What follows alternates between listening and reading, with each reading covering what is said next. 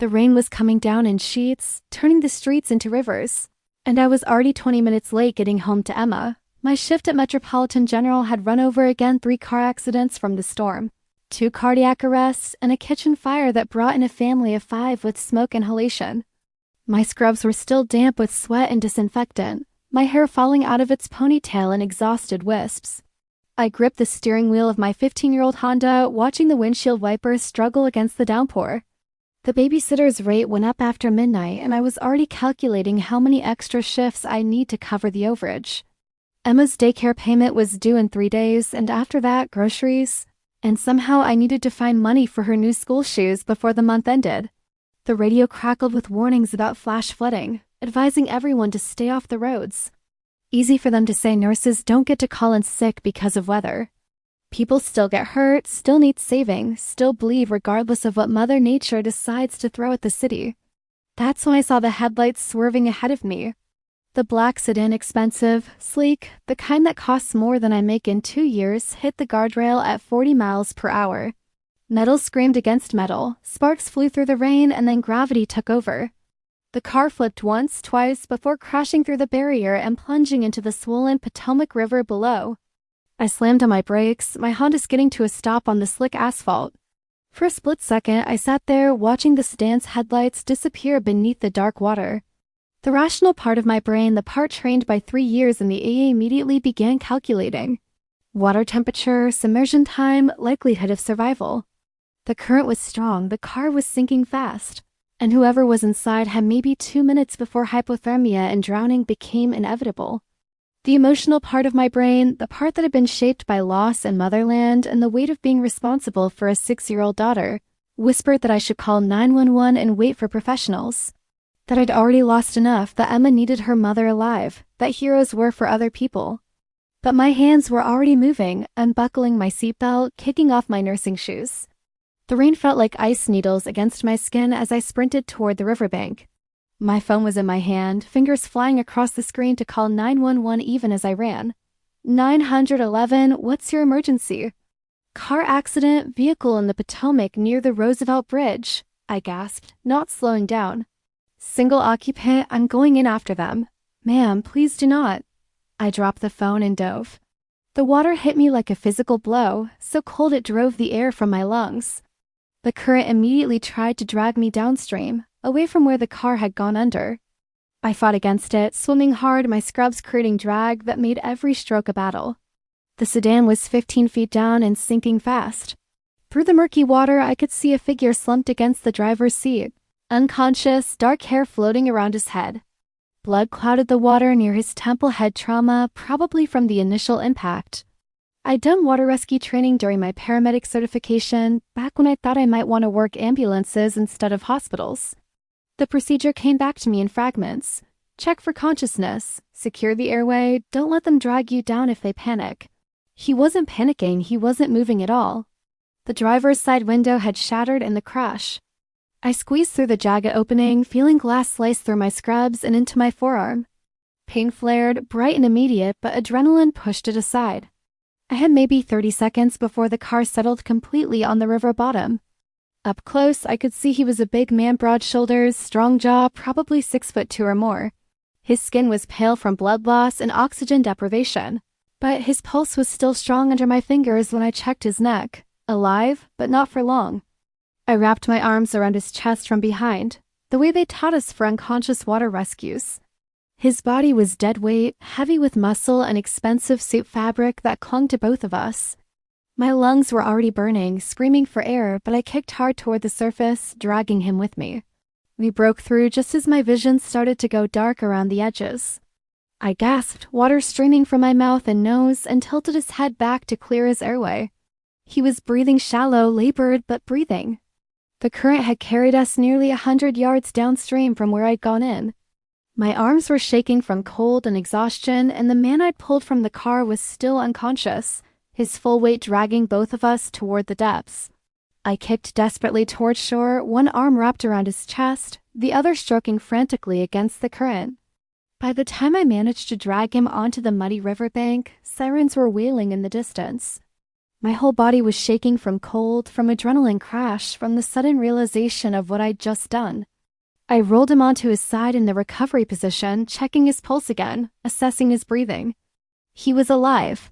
Unconscious, hypothermic, probably concussed, but alive. Ma'am, are you hurt? The paramedics were running toward us, equipment bags bouncing against their sides. I recognized both of them, Jake Martinez and Sarah Chun from Metro General's ambulance service. They'd brought dozens of patients to our aid. I'm fine, I managed through chattering teeth. Head trauma, possible concussion, been unconscious for approximately 4 minutes. Pulse is steady but weak, breathing is shallow. He needs warming and a CT scan. Jake was already unpacking thermal blankets while Sarah began her assessment. Marina, Jesus, what are you doing here? Wrong place, right time, I said, accepting the blanket Jake wrapped around my shoulders. He went into the water, I went in after him.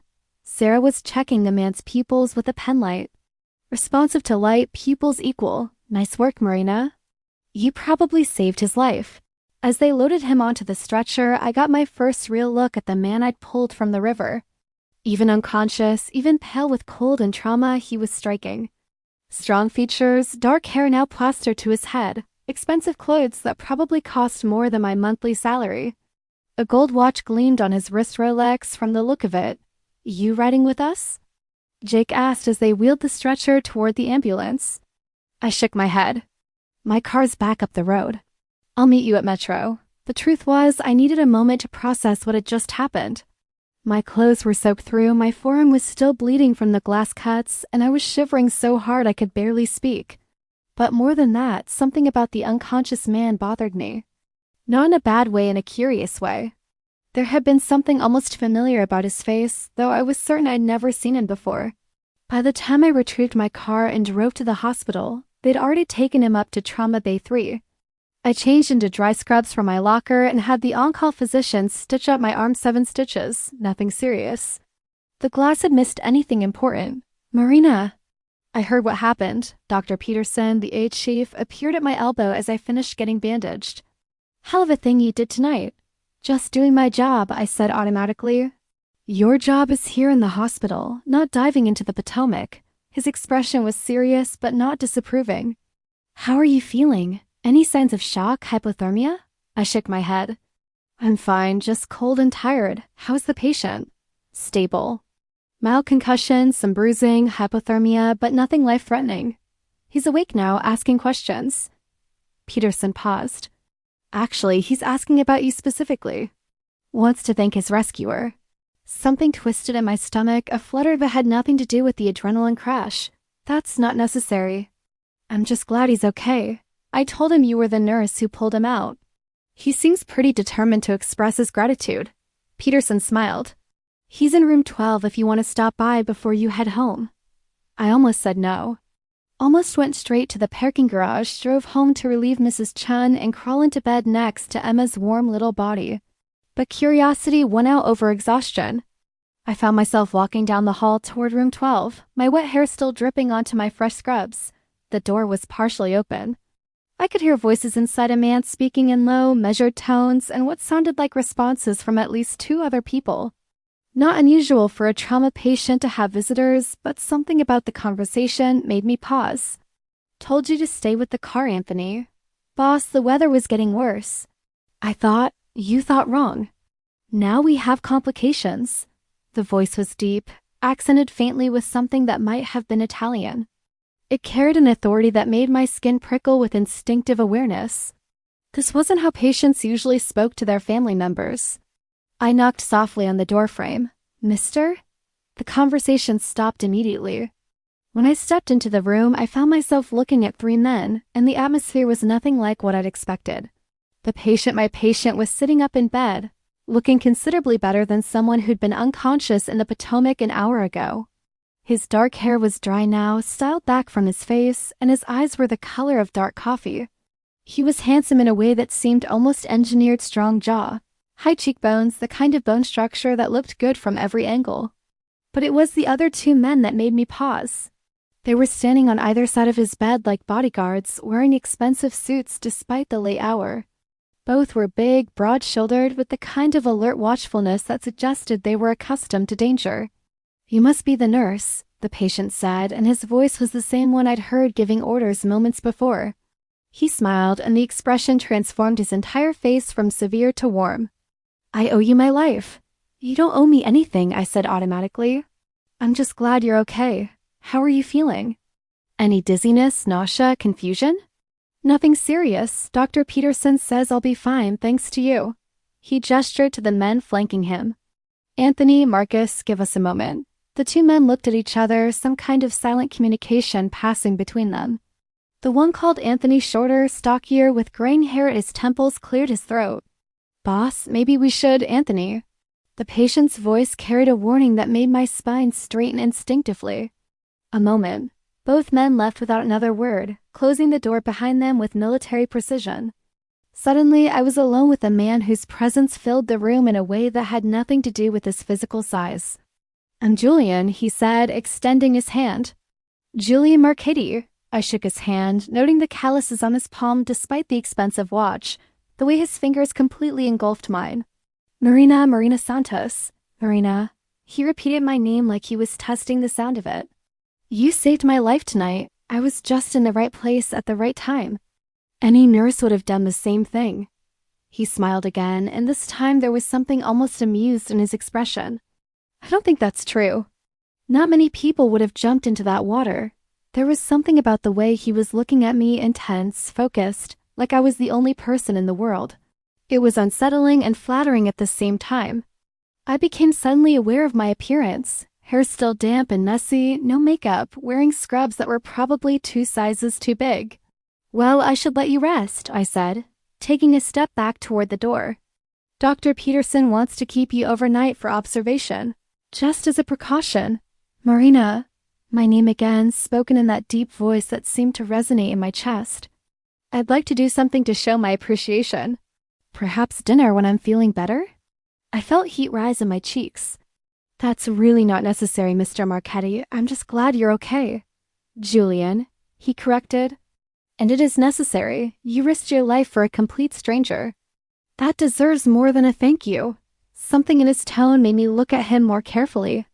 There was sincerity there, but also something else, a kind of intensity that made me think of barely controlled power.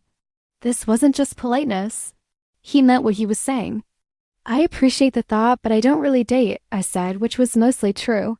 Between work and Emma and the crushing exhaustion of single parenthood, I hadn't been on a date since before David died. "This wouldn't be a date," Julian said smoothly. "Think of it as a professional courtesy. One professional thanking another." Before I could respond, the door opened and Anthony stuck his head in. "Boss, we need to..." He stopped when he saw me, his expression shifting to something almost respectful.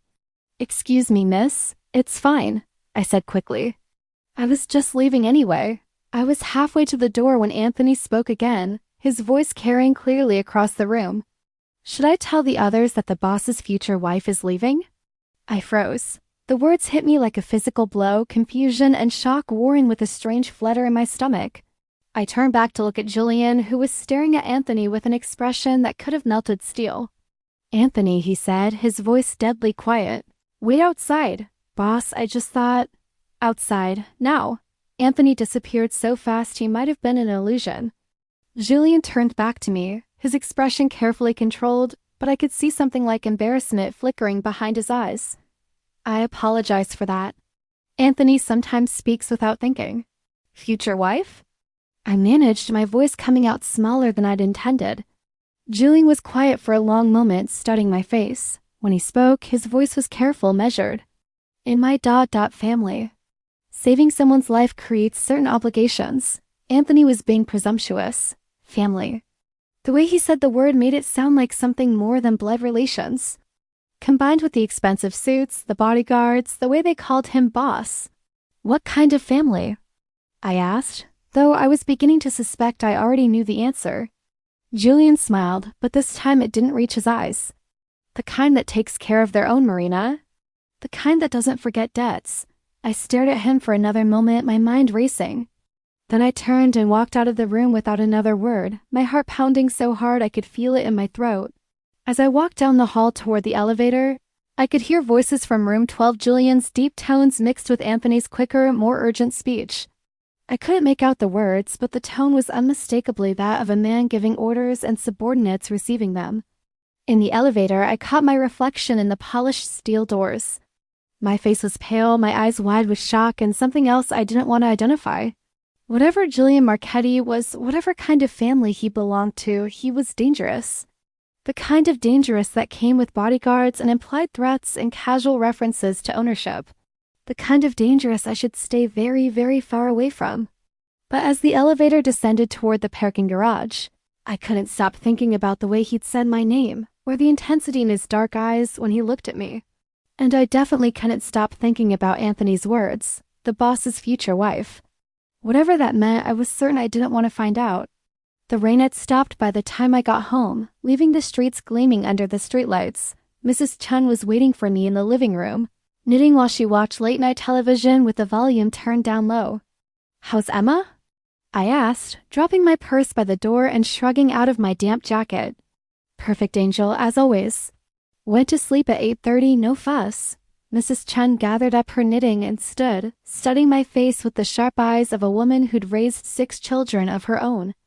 "You look tired, dear." "More tired than usual." "Long shift," I said, which wasn't technically a lie. "And your arm?"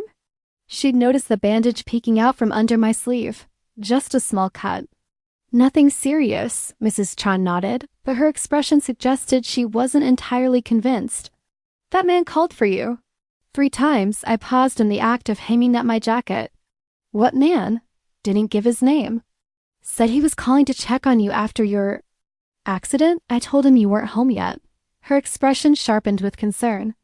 "Marina, what kind of accident?" My blood went cold. Julian, it had to be Julian. But how had he got my home number? It was unlisted, and I certainly hadn't given it to him. "Just someone from work," I said, hoping my voice sounded steadier than I felt. "Nothing to worry about." Mrs. Chun didn't look convinced, but she'd been watching Emma for 2 years now, and she knew better than to push when I clearly didn't want to talk. "Well, he seemed very concerned about your well-being. Said to tell you he'd be in touch." After Mrs. Chun left, I checked the locks on all the doors and windows, something I'd started doing religiously after David died, but tonight it felt more urgent. I stood in Emma's doorway for a long moment, watching her sleep, her dark hair spread across the pillow and her small hand curled around her favorite stuffed rabbit. Whatever Julian Marchetti wanted from me, whatever kind of gratitude or obligation he felt, I couldn't let it touch this. Emma was everything good and innocent in my world, and I would do whatever it took to keep her safe. But as I finally crawled into bed an hour later, I couldn't stop thinking about the way Julian had looked at me in that hospital room like he was seeing something in me that I didn't even know was there. And despite everything logical and rational in my mind telling me to forget about him, to treat him like any other patient who'd passed through our doors, I couldn't shake the memory of his voice saying my name, or the way Anthony had looked at me with something almost like reverence when he called me the boss's future wife. I'd saved a man's life tonight. That was all. But something told me the consequences of that single act of heroism were only just beginning. The next morning brought Emma's usual chaos: spilled cereal, missing school shoes, a last-minute discovery that her favorite sweater was in the dirty laundry. I was running on 3 hours of sleep and too much coffee, trying to get her fed and dressed and out the door in time for school drop-off before my next shift started. "Mama, you look tired," Emma said as I braided her dark hair into pigtails. At 6, she was already too observant for her own good, picking up on moods and tensions I thought I'd hidden. "Just a long night at work, baby girl. Nothing for you to worry about." I kissed the top of her head, breathing in the scent of her strawberry shampoo. "Are you excited about the field trip on Friday?" "Uh-huh. We're going to the zoo, and Mrs. Martinez says we might get to see the baby elephants." Emma bounced in her chair, temporarily distracted from my exhaustion. "Will you be able to come?" "Sarah's mom is coming, and Tyler's dad ... Bull quotes my heart clenched. The field trip permission slip was still sitting on my kitchen counter, along with the request for parent volunteers. I wanted nothing more than to spend the day with Emma, watching her face light up at the baby elephants, but I couldn't afford to take another day off. Not with the daycare payment due and Emma's school expenses mounting. "I'll try, sweetheart, but you know Mama has to work so we can pay for our house and your school." Emma nodded solemnly, already too familiar with the concept of money being tight. It broke my heart that she understood financial stress at 6 years old, but single parenthood didn't leave much room for protecting children from reality. We were halfway to the school when I noticed the black car following us. At first, I told myself I was being paranoid. Black sedans weren't exactly rare in the city. But when I made 3 random turns on the way to Emma's school and the car stayed behind us, maintaining the same careful distance, my hands started to shake on the steering wheel. Julian. It had to be connected to Julian somehow. I pulled into the school parking lot and watched in my rearview mirror as the sedan drove past without stopping. The windows were tinted too dark to see the driver, but I caught a glimpse of the license plate New York tags, expensive-looking car. By the time I'd walked Emma to her classroom and returned to the parking lot, the car was gone. Maybe I was imagining things. Maybe the stress of the previous night was making me see threats where none existed. But as I drove toward the hospital for my shift, I couldn't shake the feeling that I was being watched. Metro General was unusually busy for a Tuesday morning. 3 ambulances in the bay, the waiting room packed with people clutching various injuries and illnesses, the familiar controlled chaos that meant we were in for a long day. I threw myself into the work, grateful for the distraction from my own spiraling thoughts. It wasn't until my lunch break that I found the envelope. It was sitting on the windshield of my Honda, tucked under the wiper blade like a parking ticket. My name was written on the front in elegant handwriting, Marina Santos, along with a single word, personal. Inside was a check for $50,000. I stared at the number, counting zeros to make sure I wasn't seeing things. 50,000. More money than I'd ever seen in one place, enough to pay off Emma's school loans, the medical bills from David's final hospital stay, the credit card debt I'd been chipping away at for 3 years. The note attached was brief and written in the same elegant hand. Marina, a small token of gratitude for saving my life. Please accept this with my sincere appreciation. My hands were shaking as I folded the check back into the envelope. This was impossible. People didn't just give away $50,000 as a thank you. There had to be strings attached, expectations, obligations. The kind of obligations that came with being called the boss's future wife. I spent the rest of my shift in a daze, mechanically going through the motions of patient care while my mind raced through possibilities. I could deposit the check, pay off all my debts, take Emma on a real vacation for the first time in her life. I could quit the double shift, spend more time with my daughter, maybe even go back to school like I'd always planned. Or I could tear up the check and pretend none of this had ever happened. By the time my shift ended, I decided on the latter. Whatever Julian Marchetti thought he was buying with his $50,000, I wasn't for sale. But first, I needed to return it in person. The hospital's patient information system listed Julian as discharged that morning. No surprise, a mild concussion and hypothermia weren't grounds for extended observation, especially for someone who clearly had access to private medical care. Getting his home address would have been a violation of patient privacy, but I didn't need to look far. Marchetti Construction had a corporate office downtown listed in the phone book with an address on 5th Street. If Julian was who I suspected he was, if the bodyguards and expensive cars and casual display of wealth meant what I thought they meant, then his family's legitimate business would provide perfect cover for their other activities. The building was exactly what I'd expected. Sleek, modern, expensive. The kind of place where people wore suits that cost more than my monthly salary and discussed million-dollar contracts over imported coffee. The lobby was marble and glass, with abstract artwork on the walls and a receptionist who looked like she belonged in a fashion magazine. "I'm here to see Julian Marchetti," I told her, clutching the envelope in my hands. "Do you have an appointment?" Her smile was professional but cool, the kind that suggested I was clearly out of place in my off-duty jeans and sweater. "No, but he's expecting me." "Tell him Marina Santos is here."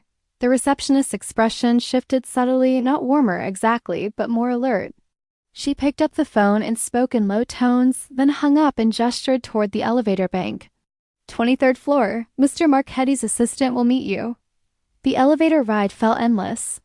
I studied my reflection in the polished doors, wishing I'd taken more care with my appearance. My hair was pulled back in a simple ponytail, I wasn't wearing makeup, and my clothes were comfortable but decidedly casual. Not exactly the image of someone who belonged in a place like this. The doors opened onto a reception area that was somehow even more intimidating than the lobby. Deep carpet, mahogany furniture, original artwork on the walls. A woman in her 50s with perfectly styled gray hair and a Chanel suit smiled at me from behind an antique desk. Miss Santos? I'm Catherine, Mr. Marchetti's assistant. He's waiting for you in his office. She led me down a hallway lined with photographs, construction projects, groundbreaking ceremonies, groups of men in suits shaking hands over conference tables. I recognized Julian in several of them, always in the center, always commanding attention, even in still photographs. Catherine knocked on a set of double doors and opened them without waiting for a response. Miss Santos to see you, Mr. Marchetti. Julian's office was enormous floor-to-ceiling windows overlooking the city. A conference table that could seat 20, a desk the size of my kitchen table. Julian himself stood near the windows, wearing a charcoal suit that fit him perfectly. He looked completely recovered from his ordeal the night before, every inch the successful businessman.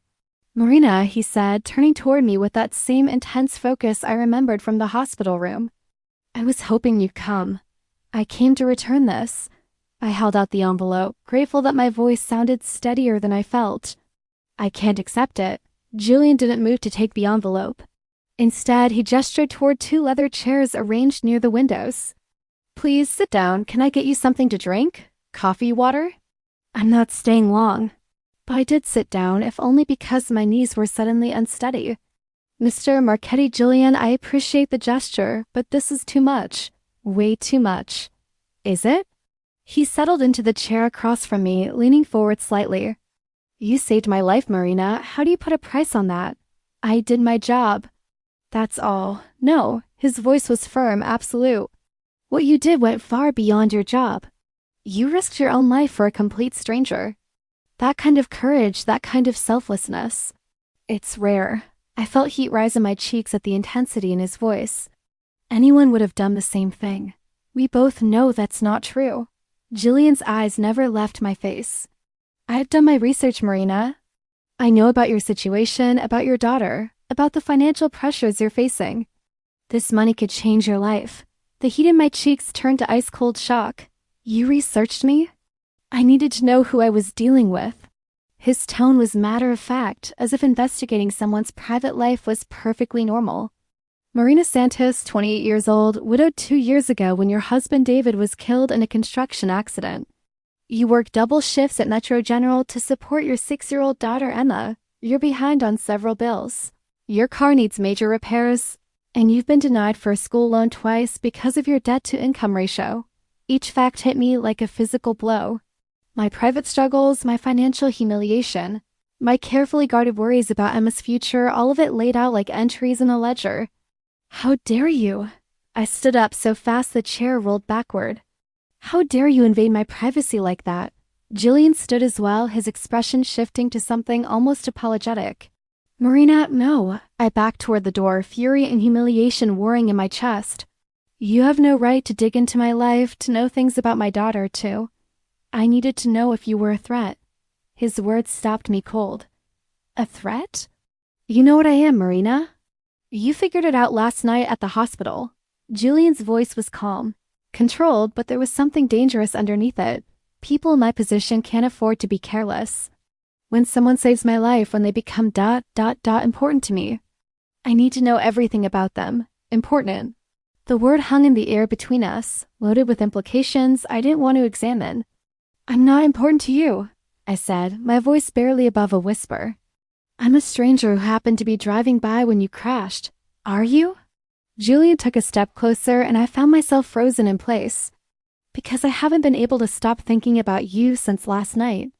About your courage, your strength, the way you looked at me like I was just a man instead of ... Instead of what? A criminal?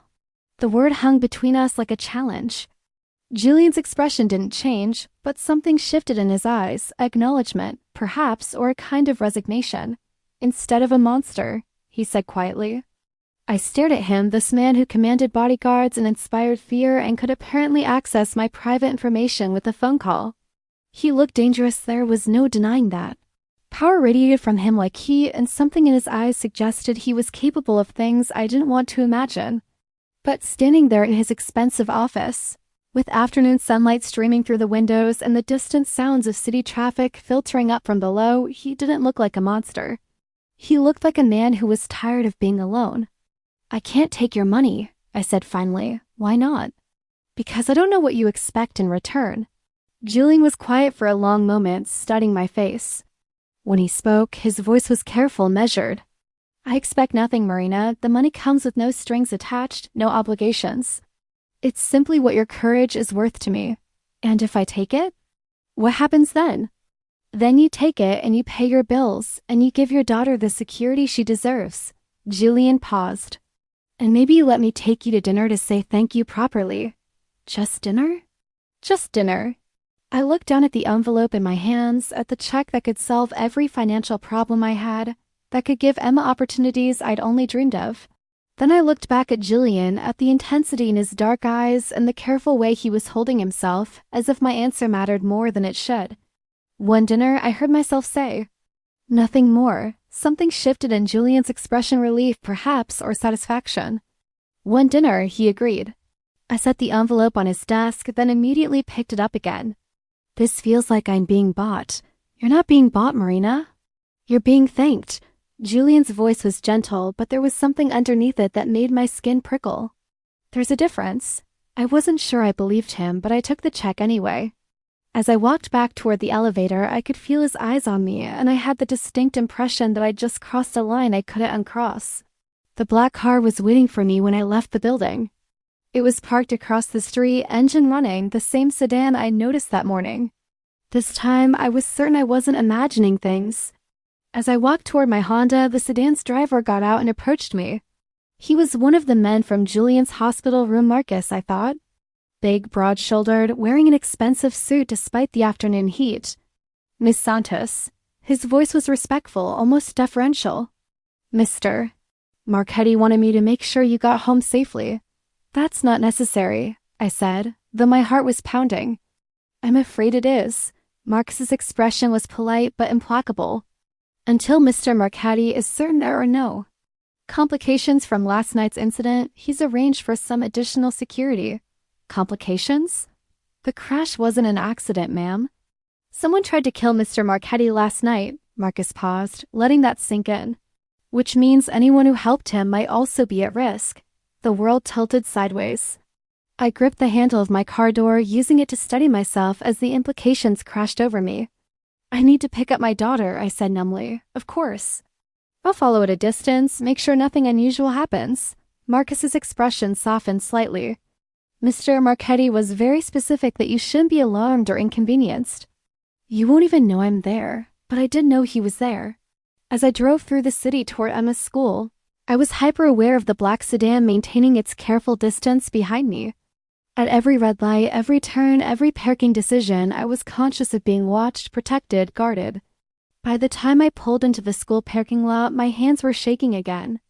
Emma came running out of the building with her backpack bouncing against her shoulders, her face bright with 6-year-old excitement. She climbed into the back seat, chattering about her day art class and spelling tests and playground drama, completely oblivious to the fact that our lives had fundamentally changed in the space of 24 hours. Mama, why do you look worried? She asked as I pulled out of the parking lot. I glanced in the rearview mirror and saw Marcus's sedan falling into position behind us. Just thinking about work, baby girl. Tell me more about art class. As Emma launched into a detailed description of the collage she'd made, I tried to process what my life had become. A week ago, my biggest concerns had been paying bills and finding time to sleep. Now I was carrying a check for $50,000, being followed by bodyguards, and having dinner with a man who apparently had people trying to kill him. A man his associate had casually referred to me as his future wife. That night, after Emma was asleep, I sat at my kitchen table and stared at Julian's check. $50,000. Enough to change everything.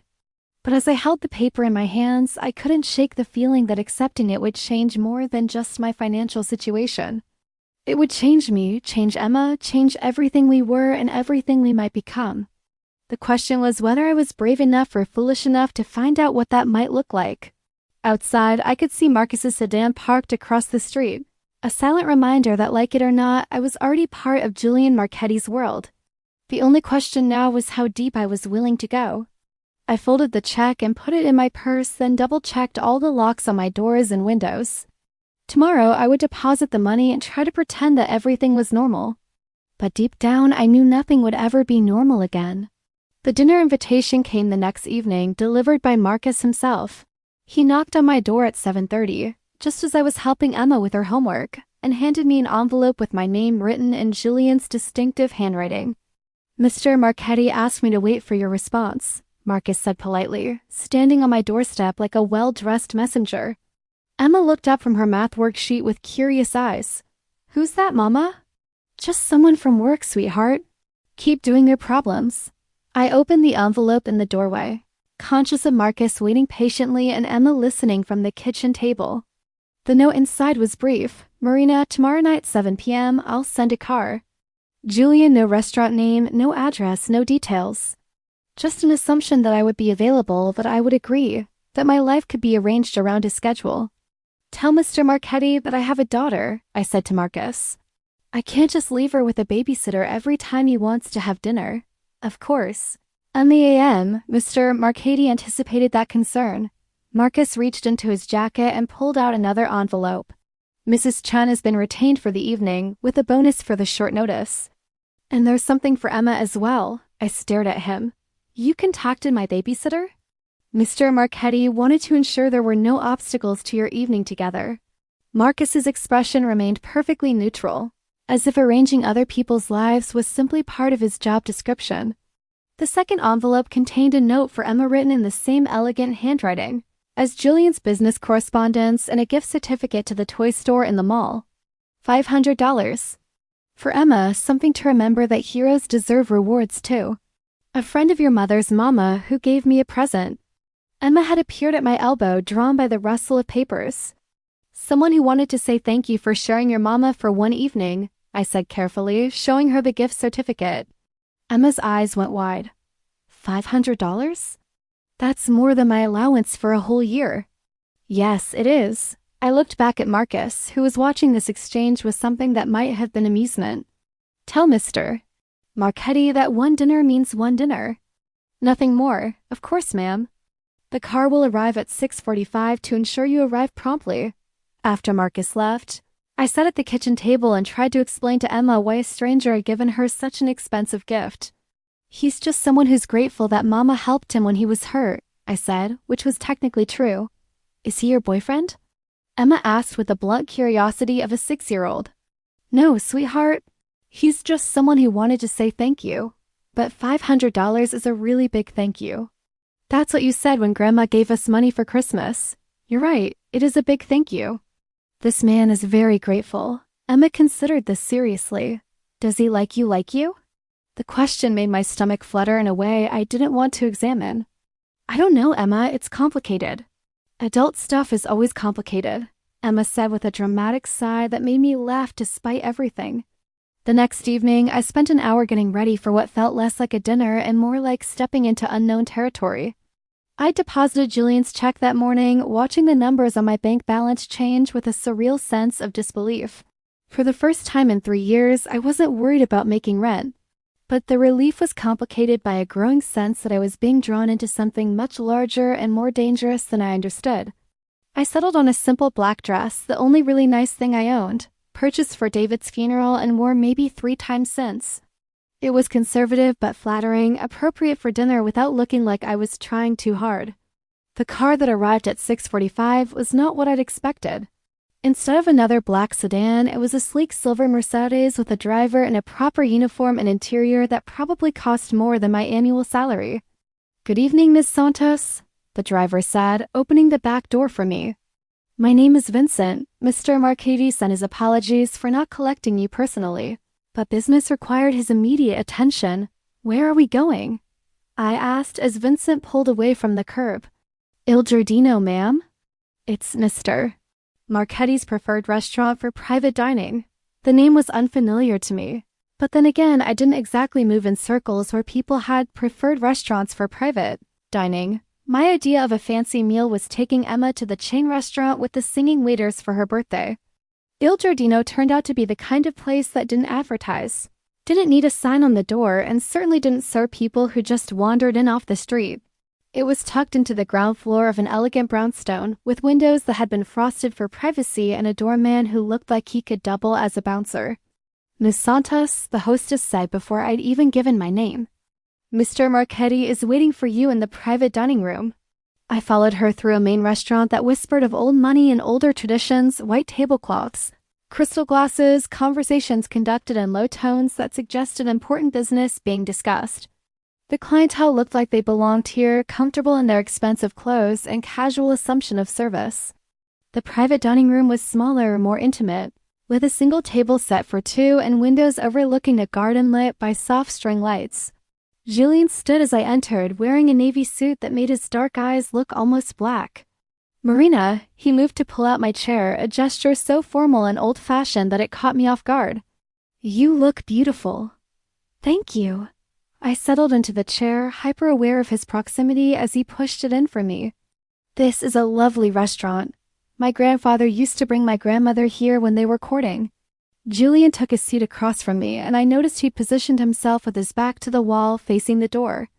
It seemed appropriate for our first dinner. "Our only dinner," I corrected, and was surprised when he smiled. "We'll see." A waiter appeared immediately, filling water glasses and explaining the evening's menu in terms that made it clear this wasn't the kind of place where you ordered from a written list. Everything was prepared specially, crafted to the preferences of the particular guest, designed to create an experience rather than simply a meal. "The chef recommends beginning with the crudo di ricciola," the waiter said, followed by the osso buco, which has been braising since this morning. "For dessert, perhaps the tiramisu, which is the restaurant's signature." Julian looked at me questioningly. "Does any of that sound appealing?" "It sounds wonderful," I said, though honestly most of the words had gone right over my head. "But very expensive. Money isn't a concern tonight, Marina. Order whatever appeals to you." The casual way he dismissed cost, as if expense was simply an irrelevant detail, reminded me again of the gap between our worlds. For him, a dinner that probably cost more than my weekly grocery budget was nothing. For me, it was a glimpse into a life I'd only seen in movies. "Tell me about your daughter," Julian said once the waiter had taken our orders and disappeared. "Emma, isn't it?" The fact that he knew her name made something twist in my stomach. "Yes, she's 6, in first grade." "Very bright, very curious about everything." I paused, studying his expression. "How much do you know about her?" "Only what I needed to know to ensure her safety." Julian's voice was matter-of-fact, but his eyes were watchful. "She attends Riverside Elementary, likes art and reading, has a stuffed rabbit named Chester. Her teacher thinks she's gifted." Each detail felt like a small violation of privacy, even though they were probably all things I would have shared willingly under other circumstances. "Why do you need to ensure her safety?" I asked. Julian was quiet for a moment, swirling the wine the waiter had poured for him. When he spoke, his voice was carefully controlled. "Because the people who tried to kill me 2 nights ago don't like loose ends. And because anyone who matters to me automatically becomes a target. I don't matter to you. We just met. Didn't we establish last night that you saved my life?" Julian leaned forward slightly, his eyes intense. "That makes you important to me, Marina. Whether you like it or not." The appetizer arrived thin slices of fish arranged artfully on a white plate, drizzled with olive oil and scattered with herbs I couldn't identify. It was beautiful, delicate, nothing like anything I'd ever eaten. "Try it," Julian said, watching my expression. The fish was buttery, flavorful, dissolving on my tongue like something from another world entirely. I made an involuntary sound of appreciation, and Julian smiled. "Good? Incredible. I've never tasted anything like it." "My grandmother would have said you have good taste." She believed that people who appreciated fine food were worth knowing. "And what do you believe?" Julian considered the question seriously. "I believe that courage and kindness are rarer than fine food, and infinitely more valuable." There was something in his tone that made me look at him more carefully. Behind the expensive suit and the careful control, I caught a glimpse of something almost vulnerable, as if he was sharing more than he'd intended. "Tell me about your family," I said. "Your real family, not the business one." Julian's expression shifted, becoming more guarded. "What do you want to know? Are your grandparents still alive? Do you have siblings?" "Parents? My grandfather died when I was 15. My grandmother lived until 2 years ago." Julian paused, and something flickered across his face, grief maybe, or regret. "She would have liked you." "How can you know that?" "Because she always said the measure of a person wasn't what they wanted, but what they were willing to sacrifice for others. Julian looked directly at me. You risked your life for a stranger, Marina. She would have respected that. The main course arrived before I could respond. Tender beef that fell apart at the touch of a fork, served with risotto so creamy it seemed impossible. Everything was perfect, crafted with a level of care and attention I'd never experienced. This is amazing, I said, taking another bite. But I have to ask, how much is this dinner costing? Marina, Julian's voice carried a note of gentle reproach. Don't think about money tonight. Easy for you to say. You obviously have plenty of it. I do, he agreed without embarrassment. And I worked hard for every dollar. In construction? Julian smiled, but there was something sharp in the expression. Among other things, I set down my fork, studying his face. Julian, what exactly do you do? I mean, specifically. I solve problems, he said simply. I provide services that people need but can't get through conventional channels. What kind of services? Protection, transportation, investment opportunities. Sometimes I help people resolve disputes that the legal system isn't equipped to handle. Each word was chosen carefully, giving me information while telling me nothing at all. But the subtext was clear enough. Julian Marchetti was exactly what I'd suspected from the beginning. And that requires bodyguards and bulletproof cars? Sometimes, Julian's voice remained calm, but his eyes never stopped moving, constantly scanning the room and the windows. I have competitors who aren't always interested in fair play, competitors who try to run you off the road. Among other things, I stared at him across the table. This man who spoke of violence and danger with the same casual tone other people used to discuss the weather. Everything about him, from the expensive suit to the careful positioning to the way his hand occasionally moved toward what was probably a weapon hidden under his jacket, spoke of a life I couldn't even imagine. I should go, I said suddenly. This was a mistake. Why? Because I'm a nurse from Queens with a 6-year-old daughter and a mountain of debt. Because you single quotes . I gestured vaguely at the restaurant, at him, at the impossible gulf between our worlds. Because this is insane. Is it? Julian leaned back in his chair, studying my face. You're a woman who works double shifts to support her child, who risks her life to save strangers, who has the strength to rebuild after losing everything. I'm a man who's spent his entire life surrounded by people who want something from him, who's never met anyone who jumped into a river to save his life without expecting a reward. I did expect a reward. I expected you to live. Exactly. Julian's voice was soft, but there was something intense underneath it. Do you have any idea how rare that makes you? Julian, one more course, he said.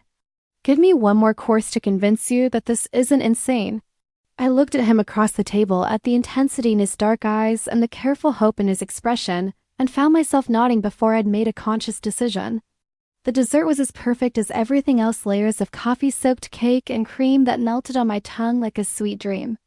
But I was barely tasting it, too aware of Julian watching me, of the weight of the conversation we were having, of the way my life seemed to be shifting around me in ways I couldn't control.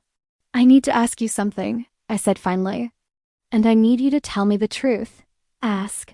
When your bodyguard called me your future wife, what did that mean? Julian was quiet for a long moment, his hands still on the table, his expression unreadable. In my family, he said finally, we believe in debts. When someone saves your life, you owe them everything you have, everything you are, everything you can give. It's not just gratitude, it's obligation. And that obligation extends to marriage? It extends to whatever form of protection and care the person needs. Julian's voice was careful, measured. Anthony was being presumptuous, but not entirely inaccurate. If you wanted marriage, Marina, if you wanted the protection and security that comes with being part of my family, it would be yours. And if I don't want it, then you don't want it. No one will force you into anything, Marina. But the protection remains whether you accept it or not. I stared at him, trying to process what he was telling me. So I saved your life, and now you're, what, responsible for me? Responsible for your well-being, yes. Julian leaned forward. Marina, someone tried to kill me 2 nights ago. If they're willing to target me, they might be willing to target anyone I care about. That includes you now, whether either of us likes it. But I barely know you. That doesn't matter. What matters is that you risked everything to save me, and now I'll do the same for you. The certainty in his voice should have been frightening. Instead, it was oddly comforting, the idea that someone with Julian's obvious power and resources had decided I was worth protecting. What does that mean, practically speaking? I asked. It means Marcus will continue to keep an eye on you and Emma. It means if you have any problems, financial, legal, personal, you call me before you call anyone else. It means no one will hurt you or your daughter while I'm alive to prevent it. And in return? Julian smiled, and for the first time since I'd met him, the expression looked completely natural, unstudied. In return, you let me take you to dinner again.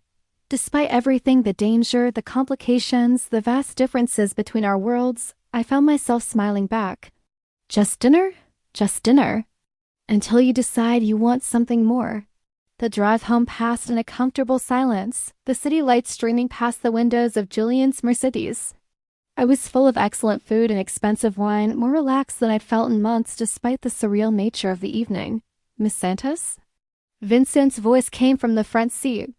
Mr. Marchetti asked me to give you this.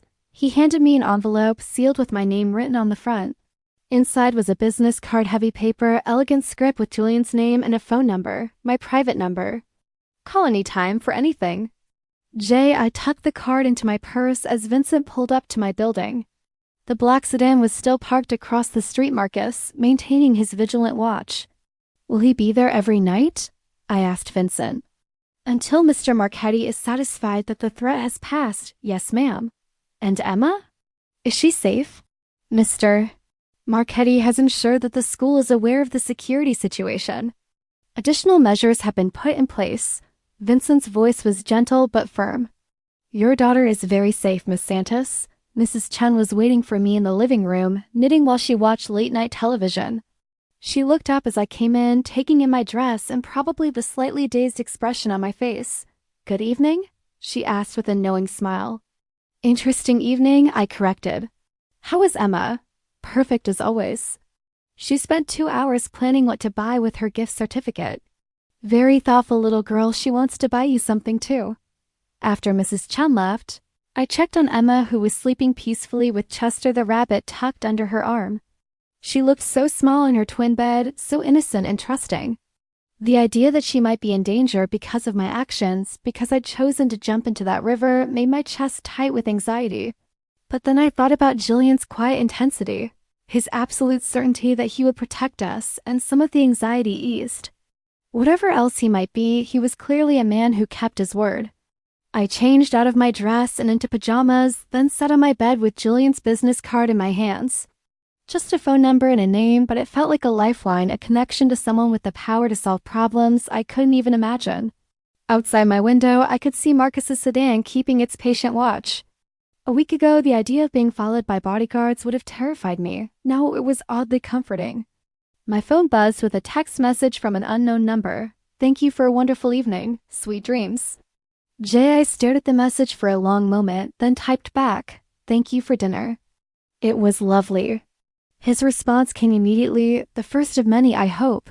I turned off the phone without responding, but I was smiling as I fell asleep. 3 days later, Emma's school called. I was in the middle of inserting in 4 when my phone rang, the special ringtone I'd set for Emma's school, the one that always made my heart rate spike with worry. I glanced at Dr. Peterson, who nodded for me to take the call. Miss Santos? This is Principal Williams. I'm calling about Emma. Is she hurt? Is she sick? No, nothing like that. But there's been a ... incident. Could you come in as soon as possible? I was in my car 20 minutes later, my hands shaking as I drove toward Riverside Elementary. An incident could mean anything: a fight, an accident, a behavioral problem. Emma was generally well-behaved, but 6-year-olds were unpredictable. Principal Williams was waiting for me in the main office, along with Mrs. Martinez, Emma's teacher. Both women looked concerned but not alarmed. Whatever had happened wasn't a medical emergency. Where's Emma? I asked immediately. She's fine. She's in the library with Mrs. Peterson, Principal Williams said. Please sit down. I perched on the edge of the offered chair, every instinct screaming at me to see my daughter with my own eyes. Miss Santos, this morning a man came to the school asking about Emma, Mrs. Martinez began. He said he was a family friend, that he needed to speak with her about a surprise for you. My blood went cold. What did he look like? Middle-aged, well-dressed, very polite. He had identifications saying he was with child services. Principal Williams consulted her notes. "A Mr. Robert Shen, no relation to your babysitter, we checked. What happened? Our protocol is to verify any contact with parents before releasing children or information. When we tried to call you, your phone went straight to voicemail. You were probably with a patient. So we followed secondary protocol and called the emergency contact number you provided." I frowned.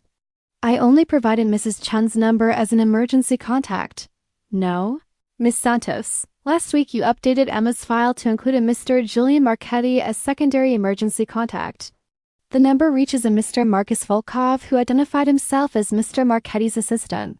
The room tilted slightly. I gripped the arms of my chair, trying to process what I was hearing. I never updated Emma's file. Principal Williams and Mrs. Martinez exchanged glances. "Miss Santos, we have the paperwork with your signature." "Can I see it?" The form they showed me was clearly official, clearly legitimate, and clearly bore my forged signature. Someone with access to my handwriting had created a perfect fake, adding Julian as Emma's emergency contact without my knowledge or permission. "What happened when you called Mr. Volkov?" I asked, my voice barely steady. He said he'd handle the situation and would ensure Emma's safety. 10 minutes later, a security company arrived and removed the man who'd been asking about Emma. Very professional, very discreet. Removed him how? I'm not entirely sure. The security personnel spoke with the man privately, and then he left voluntarily. He seemed motivated to cooperate. I closed my eyes, trying to control the panic rising in my throat. Someone had tried to get to Emma. Julian's people had stopped them. And I know nothing about any of it until after the fact. Can I see Emma now? Of course. But Miss Santos, should we be concerned about Emma's safety? If there are custody issues or family problems we should know about ... There are no custody issues, I said, which was technically true. Just some security concerns that are being addressed. I found Emma in the library, reading quietly with Mrs. Peterson, the school librarian. She looked up when I came in, her face brightening with a smile that made my heart clench. "Mama, Mrs. Peterson has been reading me stories about princesses." "That sounds wonderful." "Baby girl." I knelt down and hugged her tightly, breathing in the scent of her strawberry shampoo.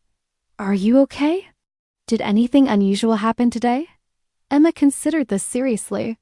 "A man came to ask about me, but Principal Williams said he wasn't allowed to talk to children without their mamas. And then some other men came and talked to him, and he went away. Were you scared?" "No, Mrs. Martinez said the second men were like police, keeping everyone safe." Emma paused. "Are we safe, Mama?" The question hit me like a physical blow. At 6 years old, Emma was already learning to worry about safety, to question whether the adults in her life could protect her. "Yes, sweetheart. We're very safe." I hoped I was telling her the truth. I drove Emma home with my hands shaking on the steering wheel, hyper-aware of Marcus's sedan following at its usual discreet distance. Someone had tried to get to my daughter. Someone had come to her school with fake credentials and smooth lies, trying to gain access to a 6-year-old child. And Julian's people had stopped them. As soon as Emma was settled with her afternoon snack and homework, I went into my bedroom and called the number on Julian's business card. "Marina." He answered on the first ring as if he'd been waiting for my call. "Are you all right?" "Someone tried to get to Emma today." "I know, Marcus handled it." "You know?" My voice came out higher than I'd intended. "You know, and you didn't think to call me? To warn me? To ask my permission before you put my daughter on some kind of security watch list?" Julian was quiet for a moment. "You're angry." "I'm furious. Someone tried to kidnap my daughter and I found out about it from her principal. And apparently you've been making decisions about Emma's emergency contacts without my knowledge. Marina, I understand you're upset." "Upset?" I was pacing now, my voice rising. "Julian, someone forged my signature to put you on Emma's emergency contact list. That's illegal. That's what kept your daughter safe today." Julian's voice was calm, but there was steel underneath it. If Marcus hadn't been listed as an emergency contact, the school wouldn't have called him when that man showed up. Emma would have been vulnerable while they tried to reach you. You had no right to make that decision. Without asking me. I had every right to protect a child who's in danger because of her connection to me. Julian paused. "Marina, the man who came to Emma's school wasn't from child services." He was sent by people who want to hurt me through anyone I care about. Then maybe you should stop caring about us. It's too late for that.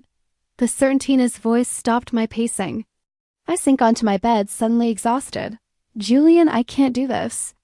I can't have Emma living in a world where strangers try to take her from school, where we need bodyguards and forged documents, and Marina, listen to me. Julian's voice was gentle but urgent. This isn't permanent. The threat will be resolved and your lives will go back to normal. But right now, today, you need protection whether you want it or not. How long? I don't know. Weeks, maybe a month. And after that, you decide what you want. If you want me in your life or not. If you want the protection or not. But until this is over, I'm not walking away from you and Emma. I closed my eyes, trying to think through the fear and anger and strange relief I felt at his words. I want to see the man they caught. Marina, I want to see him, Julian. I want to know what kind of person tries to get to a 6-year-old child. Julian was quiet for a long moment. That's not a good idea. It's not your decision. It's mine. Marina, you don't understand what you're asking for. The kind of people we're dealing with. The kind of people you're dealing with, I corrected. I'm just a nurse who made the mistake of saving the wrong person's life. You didn't make a mistake. Julian's voice was fierce. You saved my life, Marina. That makes you one of the best people I've ever met, not someone who made a mistake. Despite my anger, despite my fear, something warm unfurled in my chest at his words. I still want to see him. Julian sighed. I'll pick you up at 8 tonight. Mrs. Chun has already been arranged. How did you never mind? I was too tired to be angry about his presumption. Julian? Yes? If anything happens to Emma because of this, because of me saving you, I will never forgive myself. Or you. Nothing will happen to Emma, Julian said quietly. I promise you that. After I hung up, I sat on my bed and stared at my hands. In the space of a week, my life had been completely transformed. I had money in the bank, a powerful man offering protection, and enemies I'd never met trying to hurt my child. And despite everything logical and rational in my mind telling me to run, to pack up Emma and disappear somewhere Julian Marchetti could never find us, I was getting ready to go see the man who tried to take her. Because like it or not, Julian was right about one thing. It was too late to pretend none of this was happening. The warehouse was exactly what I'd expected, dark, isolated, the kind of place where bad things happen to bad people.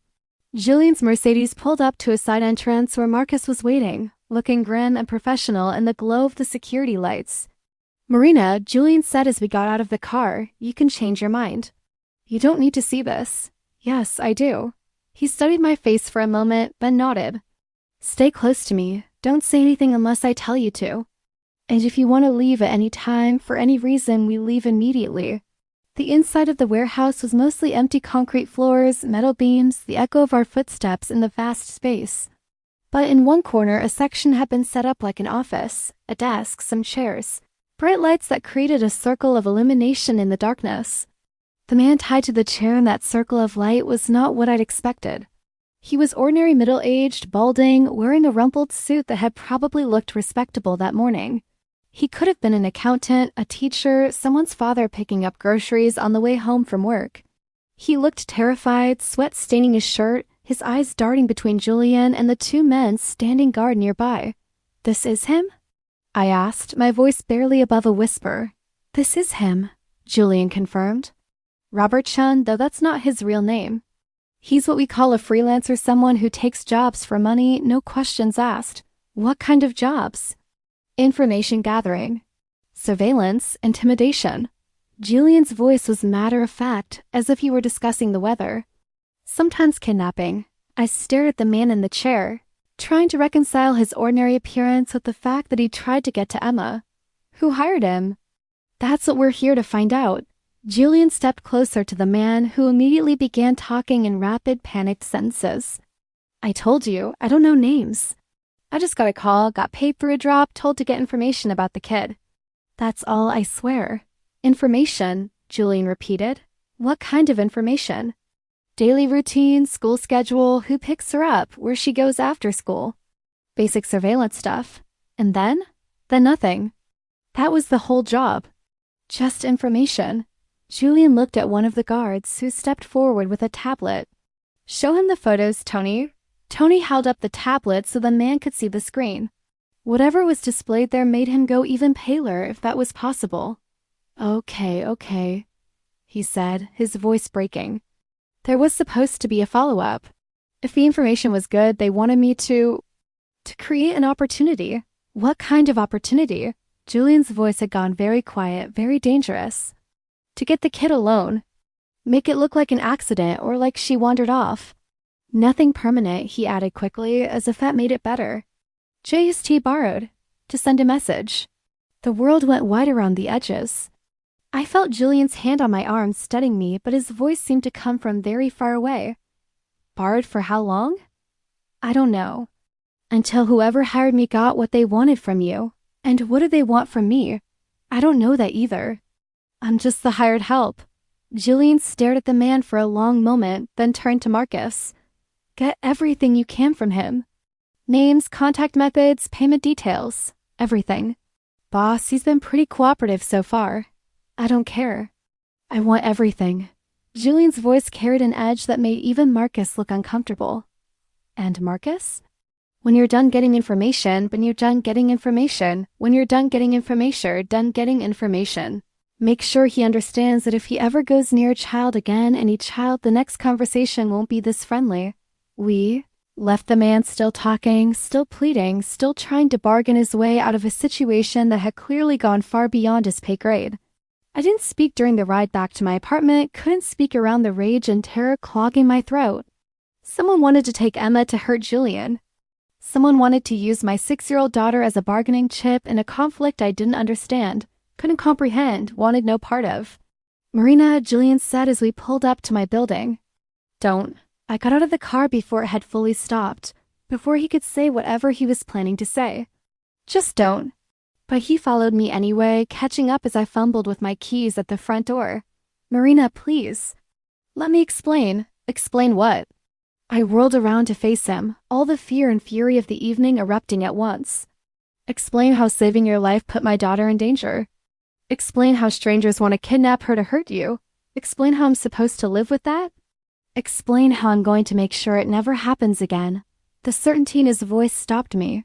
He was standing very close, close enough that I could see the flecks of gold in his dark eyes, close enough to feel the intensity radiating from him like heat. How? I asked. By ending this. By finding the people who sent that man and making sure they can't threaten you or Emma or anyone else I care about. And how exactly do you plan to do that? Julian's smile was sharp, predatory. The way my family has always handled threats, Marina, permanently. A chill ran down my spine. Julian, you don't need to know the details. You just need to know that it will be handled. And if it's not? If there are more people like him, more threats? Then I'll handle those too. Julian stepped closer, his voice dropping. Marina, I told you that saving my life makes you important to me. What I didn't tell you is how important. What do you mean? I mean that I would burn down half the city before I let anyone hurt you or Emma. His eyes never left mine. I mean that you and your daughter have become the most precious things in my world, and I protect what's mine. We're not yours. Aren't you? Julian reached up and touched my face, his fingers gentle against my cheek. You saved my life, Marina. In my world and my family, that creates a bond that can't be broken. Whether you accept it or not, you're mine now. And I take care of what's mine. I should have been frightened by the possessiveness in his voice, by the casual way he spoke of violence and ownership. Instead, I felt safe for the first time since this whole nightmare began. What does that mean, practically speaking? It means that as of tonight, you and Emma are under the full protection of the Marchetti family. It means no one will hurt either of you while I'm alive to prevent it. And it means that when this is over, I'm going to ask you to marry me. The last part hit me like a physical blow. Julian, I'm not asking now, he said quickly. I'm just telling you my intentions so there's no confusion. When this thread is over, when you've had time to understand what being with me means, I'm going to ask you to be my wife. And if I say no, then you say no, and I respect that decision. But you'll always have my protection, Marina, always. He kissed my forehead then, a gesture so tender and unexpected that it brought tears to my eyes. Get some sleep, he said. Tomorrow we start ending this. After he left, I stood in my apartment hallway for a long time, trying to process what had just happened. Julian Marchetti, dangerous, powerful, probably criminal Julian Marchetti, had just told me he wanted to marry me. And the most terrifying part was that some small part of me wanted to say yes. I checked on Emma, who was sleeping peacefully, oblivious to the fact that her life had nearly been turned upside down. She looked so small in her bed, so vulnerable, so completely dependent on me to keep her safe. But now keeping her safe meant accepting Julian's protection, accepting his world, accepting whatever came with being under the full protection of the Marchetti family. I sat on my bed with his business card in my hands and tried to imagine what that might look like. A life where money wasn't a constant worry, where Emma could have the best of everything, where powerful men made problems disappear with a phone call. A life where strangers might always be a threat, where violence was an accepted solution to problems, where my husband's business was conducted in warehouses and sealed with fear. But as I finally drifted off to sleep, Marcus's sedan keeping its vigilant watch outside my window, I couldn't deny the truth. For the first time in 3 years, I felt truly protected. And if that protection came with a price, well, maybe some prices were worth paying. The next morning brought roses. 24 white roses delivered to the hospital during my shift with a card that simply read, "For courage and for second chances." "Jay, someone's got a serious admirer," said Beth, one of the other nurses, as I tried to find space for the massive arrangement in our break room. "These are gorgeous." And expensive. They were gorgeous. Perfect white blooms, fresh and fragrant, the kind of flowers that probably cost more than I spent on groceries in a month. Several of my coworkers gathered around to admire them, speculating about my mysterious boyfriend. "It's not like that," I protested, but even I could hear how unconvincing I sounded. "Marina, honey," said Dr. Peterson, passing by on his way to the cafeteria. "I've been married for 22 years. Those aren't serious about you flowers. Not thanks for dinner flowers." The thought made my stomach flutter with something that might have been anticipation or might have been terror. My phone buzzed with a text from Julian. "Did you get them? They're beautiful." "Thank you. Have dinner with me tonight, somewhere public this time." I stared at the message for a long moment. After everything that had happened, the threats, the warehouse, his declaration of intent having dinner seemed almost mundane. But it also felt necessary, like we needed to figure out what we were to each other outside of crisis and protection. Wherever you're comfortable. You choose. The simple gesture letting me choose the restaurant, the environment, the level of formality was more meaningful than he probably realized.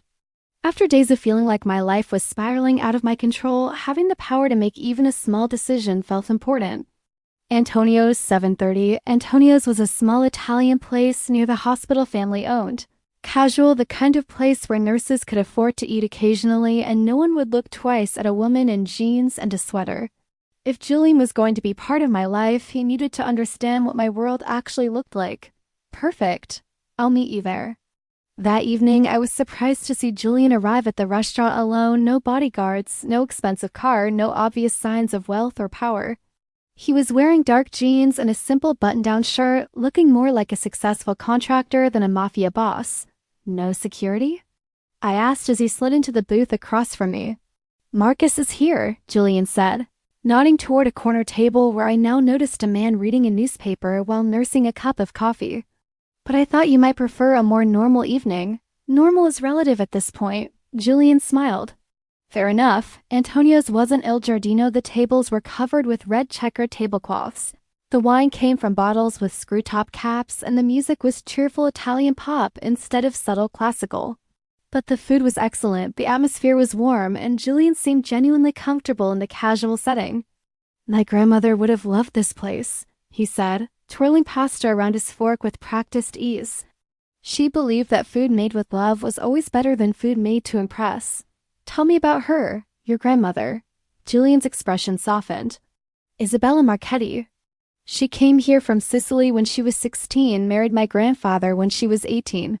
Raised 5 children while he built the family business, kept everyone in line with a wooden spoon and the best marinara sauce in Brooklyn. She sounds formidable." She was. "She's also the one who taught me that a man's worth isn't measured by what he has, but by how he treats the people who can't fight back." Julian paused. "She would have liked you, Marina."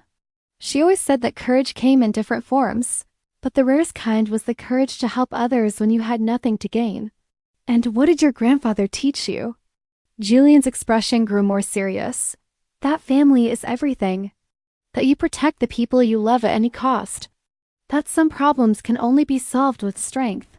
Is that what you're doing now? Solving problems with strength? I'm solving the problem of people who want to hurt you and Emma, yes. I set down my fork, studying his face. Julian, what exactly happened to the man from Emma's school? He's no longer a threat to anyone. That's not what I asked. Julian was quiet for a moment, choosing his words carefully. He provided us with information about who hired him and how to contact them. That information is being used to address the larger threat. As for him specifically, let's just say he's decided to pursue opportunities in a different line of work. Preferably in a different state. You didn't kill him. I didn't kill him, Julian confirmed. Though I'll admit the temptation was strong. Why didn't you? Because you wouldn't have approved. And because your opinion matters to me. The simple honesty of his answer caught me off guard. So you made a decision about how to handle a threat based on what I would think. I made a decision about how to handle a threat based on the kind of man I want to be around you and Emma. Julian leaned forward. Marina, I've been part of things that would horrify you. But since I met you, since I started caring about you, I find myself asking different questions about how I handle problems.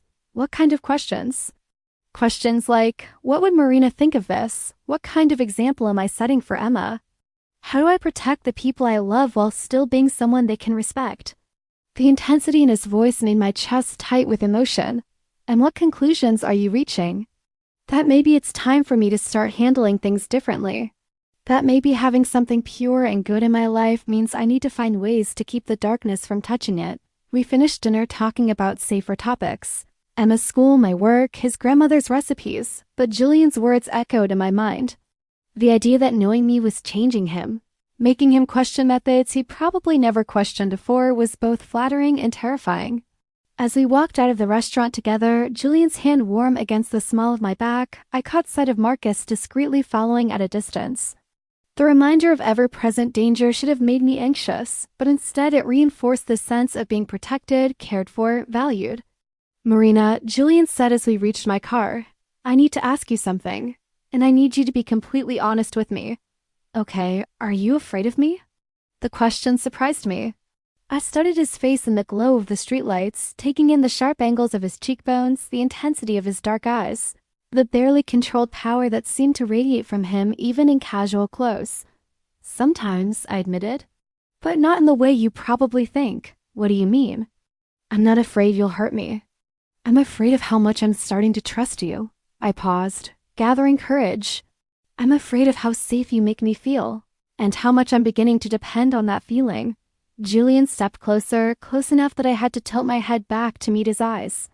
And that frightens you? Terrifying, I whispered. Because if I let myself depend on you and then something happens to you, or you decide you don't want us anymore, double quotes, Marina. His voice was soft but absolutely certain. Look at me. I met his eyes, seeing my own vulnerability reflected back at me.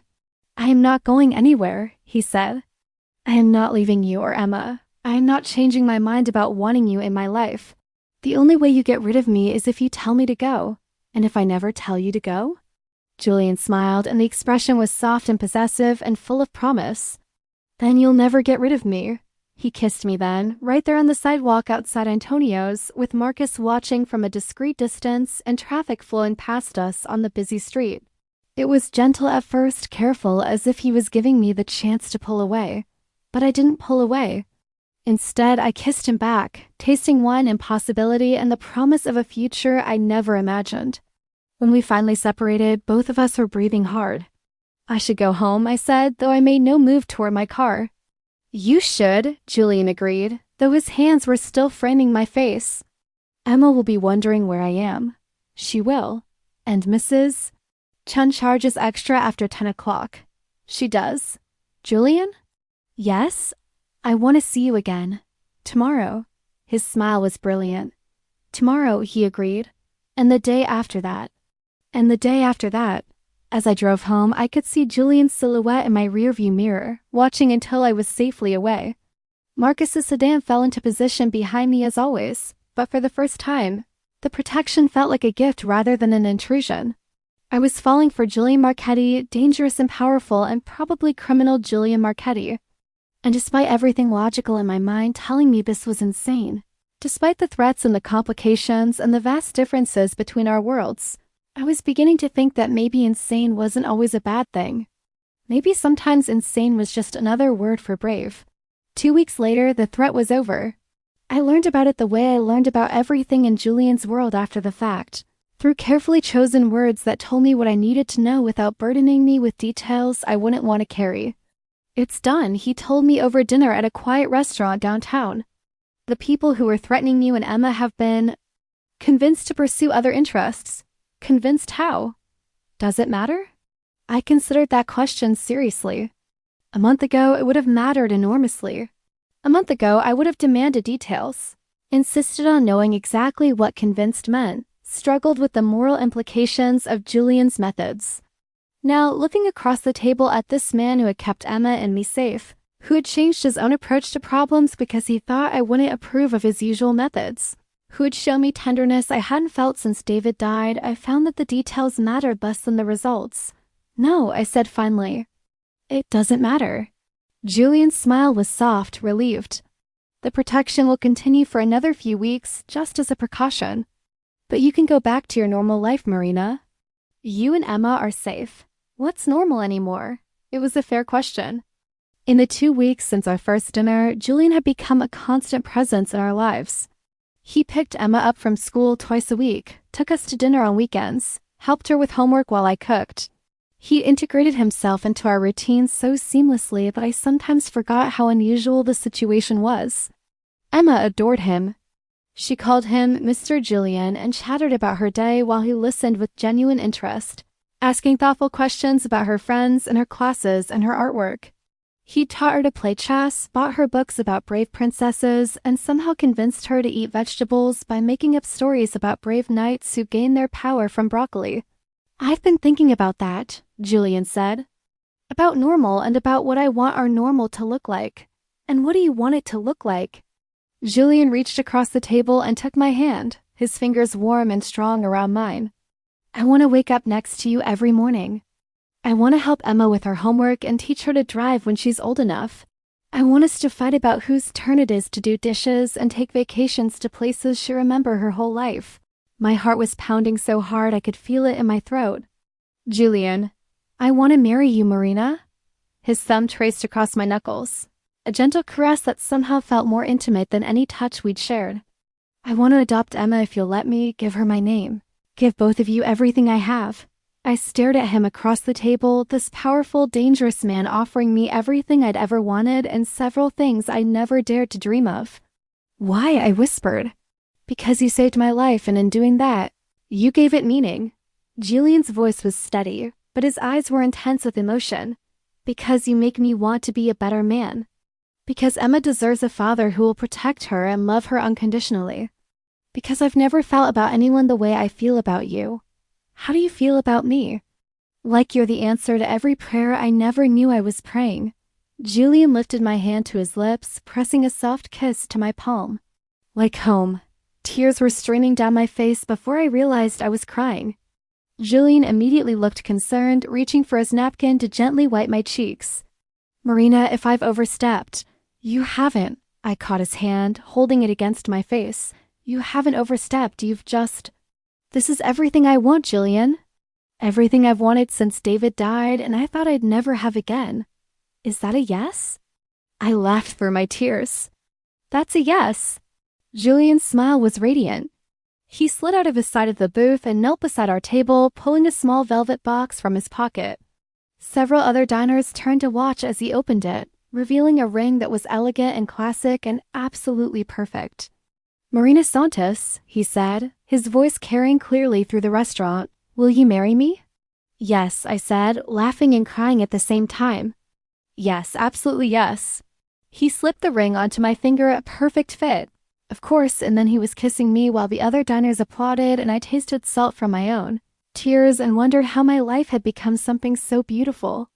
6 months later, I walked down the aisle of St. Anthony's Cathedral wearing my grandmother's wedding dress, which Julian had somehow tracked down and had restored by the best seamstress in the city. Emma walked ahead of me as flower girl, beaming with pride in her role as Papa Julian's helper in planning the wedding. The ceremony was smaller than Julian could have afforded, but exactly as large as I wanted close friends, family, people who mattered to both of us. Julian's extended family filled most of the church, a collection of aunts and uncles and cousins who had welcomed Emma and me with the same fierce protectiveness they showed each other. When Julian lifted my veil and said his vows, his voice steady and sure as he promised to love and protect Emma and me for the rest of his life, I knew I had found something I thought only existed in fairy tales, a man who would move mountains to keep us safe, who would change himself to be worthy of our love, who had made our small family his entire world. Marcus was Julian's best man, standing proud and vigilant even during the ceremony. Mrs. Chun sat in the front row, dabbing at her eyes with a lace handkerchief and beaming like a proud grandmother. Dr. Peterson and several of my colleagues from the hospital filled the bride's side, proof that the two halves of my life could coexist.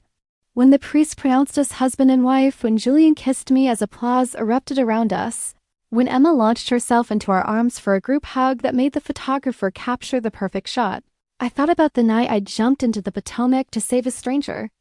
I thought I was saving his life that night. I hadn't realized he would end up saving mine.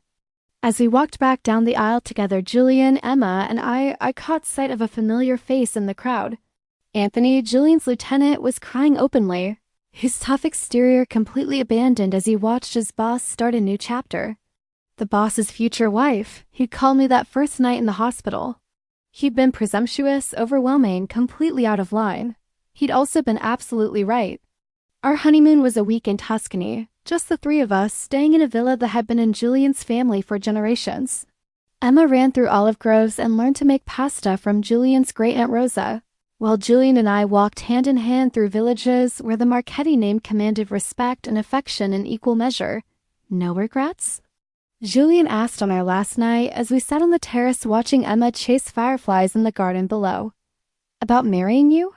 Never, I leaned against his shoulder, solid and warm in the Italian evening. About jumping into that river? Never. Even knowing what you know now? About my family, my business, the complications that come with this life.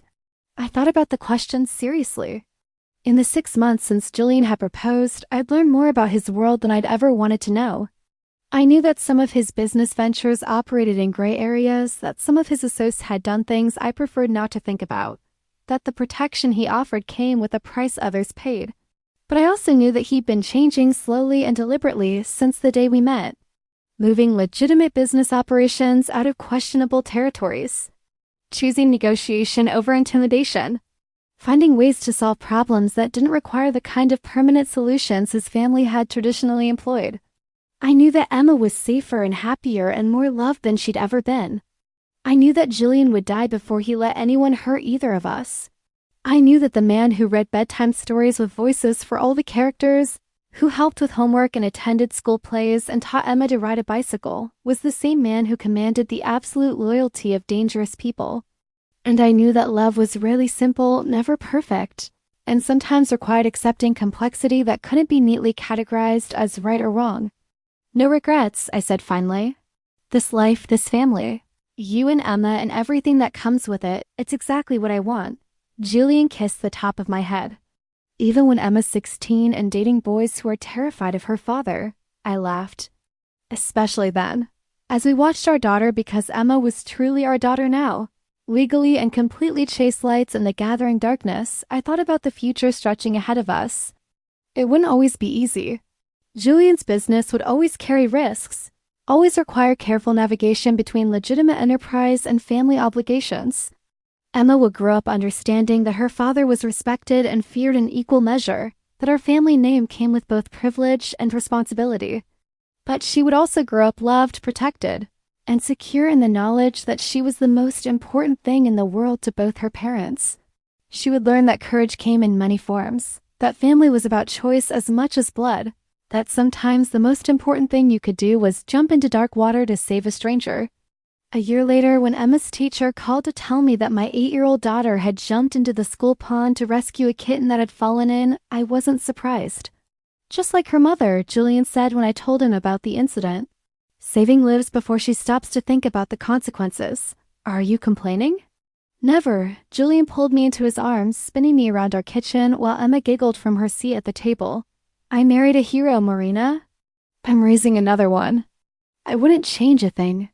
That night, as I tucked Emma into bed in her room in our house, Julian's house that had become our house, with photographs of our wedding on the mantle and Emma's artwork on the refrigerator, she asked me a question that stopped me in my tracks. Mama, do you think I'll find someone like Papa Julian someday? What do you mean, sweetheart? Someone who loves me as much as he loves you. Someone who would protect me and take care of me and make me laugh. I smoothed her dark hair away from her face, thinking about how to answer. I think you'll find exactly the person you're meant to find, Emma, and they'll be lucky to have someone as brave and kind as you. Will you tell me this story again? About how you and Papa Julian met? It was her favorite bedtime story, the tale of the night. Mama jumped in the river to save a stranger who turned out to be the love of her life. I told it dozens of times, but it never got old, never lost its power to make both of us smile. Once upon a time, I began settling into the chair beside her bed. There was a nurse who was driving home in the rain, double quotes, as I told the story. Watching Emma's eyes grow heavy with sleep, I thought about all the ways that single moment had changed everything. One decision, one act of courage, one choice to help someone who needed saving, and my entire world had been transformed. I thought I was saving Julian's life that night. I hadn't realized I was saving my own. But then the best love stories were always about people saving each other, weren't they? About jumping into dark water without knowing what the consequences might be. About finding courage you didn't know you possessed. About discovering that sometimes the most dangerous thing you could do was also the most necessary. And they lived happily ever after? Emma mumbled, already half asleep. They lived happily ever after, I confirmed, kissing her forehead. As I turned off the light and closed her door, I could hear Julian moving around downstairs, probably reviewing business documents at the kitchen table, handling the legitimate side of family operations with the same intensity he brought to everything else. I found him exactly where I'd expected. Surrounded by contracts and financial reports, his reading glasses perched on his nose as he made notes in the margins of some legal document. "Everything okay?" he asked, looking up as I entered the kitchen. "Perfect," I said, meaning it completely.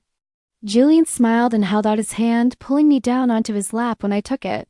"No regrets about marrying a man who brings work home?" "None whatsoever." "No regrets about marrying a woman who tells bedtime stories about jumping into rivers to save dangerous strangers?" "Not a single one." He kissed me then, soft and familiar and full of promise. And I thought about how much had changed since that night 2 years ago when I'd pulled an unconscious man from the Potomac. How a single moment of courage had led to this. A house filled with love and laughter. A daughter who felt safe and cherished. A husband who looked at me like I was the answer to every prayer he'd ever whispered. Outside, I could see Marcus's replacement, a younger man named Tony who took his protective duties just as seriously, keeping his vigilant watch. The security was less obvious now, more integrated into our daily lives, but it was still there. It would probably always be there, a reminder of the world Julian had come from and the responsibilities he still carried. But inside our house, in our kitchen with Emma sleeping safely upstairs and Julian holding me close, the danger felt distant and manageable. We had built something strong here, something worth protecting. "Julian?" I said against his lips.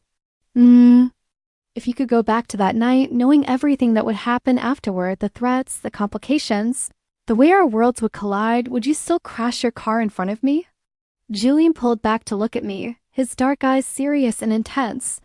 "Marina, if I could go back to that night, I would crash the car on purpose just to give you the chance to save me." "Why?" "Because saving each other is what we do. It's who we are." He traced my cheek with gentle fingers. "You saved my life that night, and then I saved yours from loneliness and financial worry. Emma saved us both from being incomplete. We're all rescuers here, amor mio. Amor mio." My love, he'd been teaching me Italian phrases, and that one was my favorite. The way his voice softened when he said it, the way it sounded like a promise and a prayer rolled into one. "I love you," I whispered against his mouth. "Ti amo anch'io," he whispered back. "Always." As we sat there in our kitchen, surrounded by the evidence of our shared life, Emma's artwork on the walls, Wedding photos on the counter, his business papers mixed with my nursing journals, I thought about the future stretching ahead of us. There would be challenges, certainly. Jillian's business would always carry risks. Emma would grow up and ask difficult questions about her father's work. I would continue to navigate the balance between the woman I'd been and the woman I was becoming. But there would also be joy, adventure, love deeper than I'd ever imagined possible. School plays and family vacations and quiet Sunday mornings. Emma's graduation, her wedding, grandchildren who would grow up hearing the story of how Nona Marina saved Nano Julian from drowning and lived happily ever after. A life full of saving each other over and over again in ways both big and small. "Come to bed with me," Julian murmured, his lips warm against my ear. "In a minute. I want to check on Emma one more time." But when I looked in on our daughter, she was sleeping peacefully, Chester the rabbit tucked securely under her arm, her face serene with the complete trust that only children could achieve. She was safe, loved, protected by two parents who would move mountains to ensure her happiness. And as I finally joined Julian in our bedroom, as he pulled me into his arms with the same gentle possessiveness he'd shown since the day we met, I knew with absolute certainty that jumping into that river had been the best decision I'd ever made. Sometimes courage looked like leaping into dark water to save a stranger. Sometimes it looked like accepting help when you'd always been independent. Sometimes it looked like trusting your heart even when your mind insisted it was impossible. But always, it led to love worth having, families worth cherishing, and happily ever afters that were messier and more complicated and more beautiful than any fairy tale. As I drifted off to sleep in Julian's arms, safe and loved and home, I smiled thinking about Emma's favorite part of our story. And they lived happily ever after. We did indeed.